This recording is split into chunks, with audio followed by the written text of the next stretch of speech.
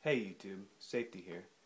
Just doing another little video. This one's a little more personal, and it's not going to be anything like my last personal video where it was kind of doomy and gloomy. This one's going to be real. I just want to tell you that for a long time, I've wanted to become self-sustaining, and it's hard with the way our current, society rolls with electronics and toys and gadgets. I mean, I've got more than anyone else could think of. I mean, like I like my electronics. I'm definitely into that electronic world, but it's hard to be self-sustaining and have that as well. You've really, you've got to be able to. It takes a lot of property, a lot of money, a lot of equipment to get that all working. So I'm slowly building that. I figure I'll build it over time, but I just found right now to be essential to install the solar power generator, a backup generator that I've been wanting, and then I still want a rainwater catchment system, for example. But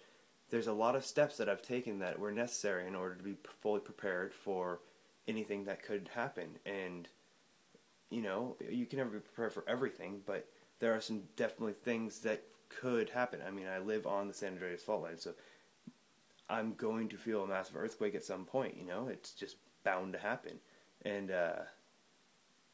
I'll be ready for that moment. And that's my example. But the fact of the matter is, it took me a month and a half to get pretty prepared. Ordering stuff. I just put my Berkey video up, and I just got that in. And that took some time to get here, and there's still some more stuff I want to do. I'm not fully self-sustaining, but I've wanted to do a lot of this stuff for a long time, just to be more eco-friendly. And everyone claims to try and be green and be eco-friendly, but when you look at their lifestyles, all of their lifestyles are pretty messed up. Like, I mean, the real green goers, like, they're not going to have a cell phone most likely on them.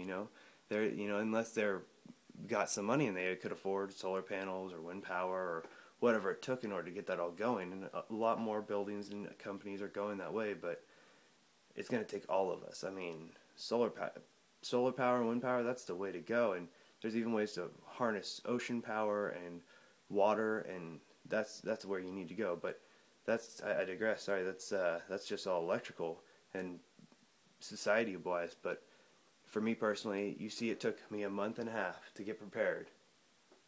How long is it going to take you?